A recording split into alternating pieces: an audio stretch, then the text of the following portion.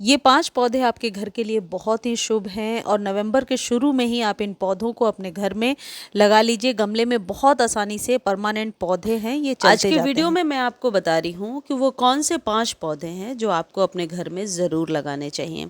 ये जो वीडियो मैं आपको बता रही हूँ ये मेरे एक्सपीरियंस पर आधारित है। किसी भी तरीके के अंधविश्वास को फैलाना मेरी मान्यता नहीं है। आप इसे क्रॉस चेक कर सकते हैं, आप गूगल वगैरह पे सर्च कर लीजिए। ये जो भी बातें मैं बता रही हूँ प्रमाणित तौर पे सही हैं। मैंने भी सर्च करके कहीं से आपको बताया है।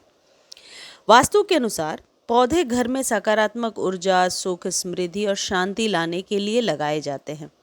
पौधों का चुनाव करते समय दिशा का ध्यान रखना बहुत महत्वपूर्ण होता है।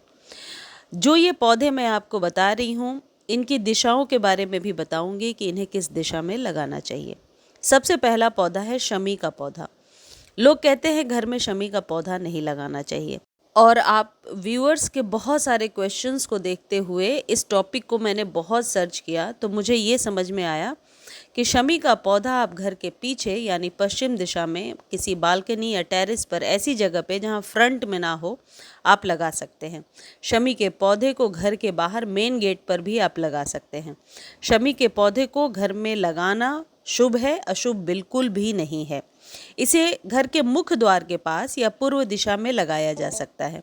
यदि छत पर लगा रहे हैं तो दक्षिण दिशा में रखना शुभ होता है। शमी के पौधे को मैंने भी अपने घर के पीछे बालकनी में लगाया है। इसके बहुत फ़ायदे होते हैं।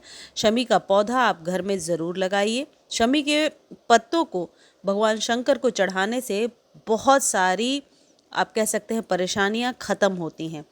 मंडे को तो ज़रूर चढ़ाना चाहिए। शमी का पौधा घर के वास्तु दोष को दूर करने में भी सहायक होता है। नियमित पूजा और दीपक जलाने से घर में आर्थिक तंगी दूर होती है और धन समृद्धि आती है। घर में नकारात्मक ऊर्जा को दूर करता है और सकारात्मकता लाता है, जिससे घर में सुख समृद्धि बनी रहती है। तो शमी का पौधा आप अपने घर में लगा सकते हैं। ग्रह दोष निवारण के लिए भी शनिदेव को शमी का पौधा बहुत प्रिय है। घर में इसे लगाने और पूजा करने से शनि की 7.5 और ढैया के नकारात्मक प्रभावों को कम करने में मदद मिलता है। दूसरा जो पौधा है वो है तुलसी का पौधा। इसके गुणों के बारे में हम सब जानते हैं। तुलसी एक औषधीय पौधा है। बहुत सारे रोगों को मिटाने में तुलसी जी के जो पत्ते होते हैं वो सहायक होते हैं। तुलसी का पौधा अपने घर में ज़रूर लगाना चाहिए। तुलसी जी में डेली जल देना चाहिए, लेकिन सर्दियों में इस बात का ध्यान रखना है कि बहुत बड़े लोटे से आप जल ना दें। इसकी मिट्टी को थोड़ा ड्राई रहने दें, वरना सर्दियों में तुलसी का पौधा खराब हो जाता है।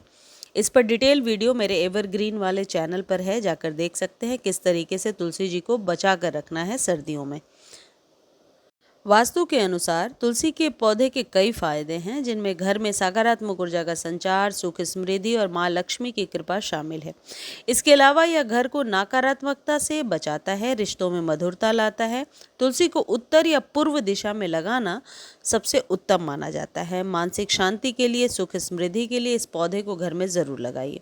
यदि मिट्टी के गमले में लगाते हैं बालकनी में, जैसे मैंने लगाया है, तो ये पौधा बहुत सालों तक सर्वाइव कर जाता है। सिर्फ सर्दियों में बचा कर रखना है और तेज़ धूप से बचा कर रखना है। दक्षिण पूर्व दिशा में भी तुलसी को आप लगा सकते हैं। और तुलसी जी के जो पत्ते हैं इनको आप श्री कृष्णा को यानी कि ठाकुर जी को अर्पित कर सकते हैं। तुलसी जी के पत्तों को आप डेली सुबह सर्दियों में यदि लेते हैं, सेवन करते हैं, तो बहुत प्रकार के सर्दी जुकाम या किसी तरीके के श्वास से संबंधी समस्याओं से बच जाते हैं। तुलसी के पत्तों को पीसकर यदि एक्ने पिंपल पे लगा लेते हैं तो वो जगह जो है क्लीन हो जाती है। फेस पर जहाँ भी आप लगाते हैं एक्ने पिंपल के दाग वगैरह हट जाते हैं। तो तुलसी के बहुत सारे फ़ायदे हैं, आप और सर्च करके पढ़ सकते हैं। तुलसी अपने घर में ज़रूर लगाएं। अगला जो पौधा है ये है बेलपत्र का पौधा।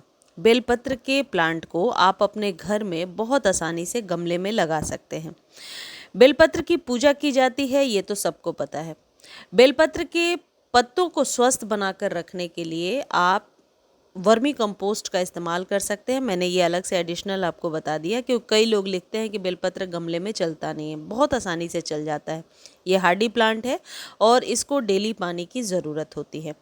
ये जो बेलपत्र का पौधा है ये चंद्र दोष से मुक्ति दिलाता है। बेलपत्र घर में चंद्र दोष को दूर करने में मदद करता है। नकारात्मक शक्तियों से बचाता है। घर में बेलपत्र का पेड़ लगाने से बुरी शक्तियाँ घर में प्रवेश नहीं करती और तंत्र बाधाओं से बचाव होता है। और देखिए, एक चीज़ और मैं पर्सनली आपको बता रही हूँ कि जैसे हम लोग ऑफिस वगैरह जाते हैं, बिज़ी रहते हैं, और शंकर जी को यदि बेलपत्र चढ़ाना है तो पॉसिबल नहीं हो पाता तुरंत जाकर बेलपत्र खरीद के लाना। तो घर में ही पेड़ पर लगा लेंगे और एक ही बेलपत्र तोड़ा और शंकर जी को चढ़ा दिया तो आपका काम भी हो गया, और शंकर जी को चढ़ाया हुआ बेलपत्र भी धोकर चढ़ाया जाता है, तो इससे काम थोड़ा आसान हो जाता है।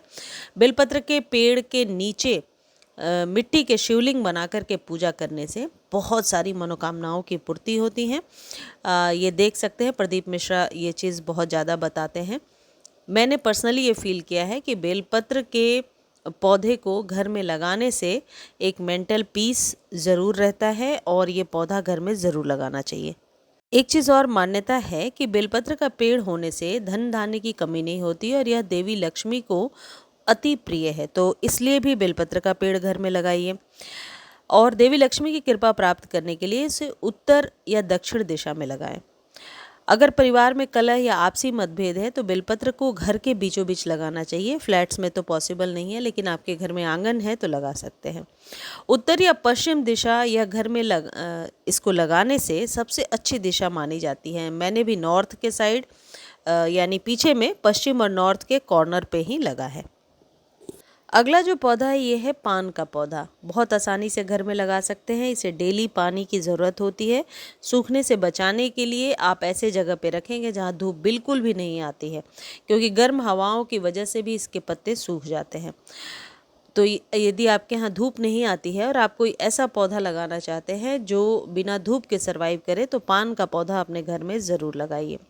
पूर्व या उत्तर दिशा में लगाना इसे शुभ माना जाता है। वास्तु के अनुसार इस दिशा में भी पान का पौधा लगाया जाता है, उत्तर या पूर्व की दिशा में, क्योंकि यह सकारात्मक ऊर्जा और समृद्धि लाता है। घर के अंदर पूर्व या उत्तर दिशा वाले कोने में भी आप इसे लगा सकते हैं, जहाँ सिर्फ छन के रोशनी आ रही है। इसके लिए आपको धूप की ज़रूरत नहीं होती है।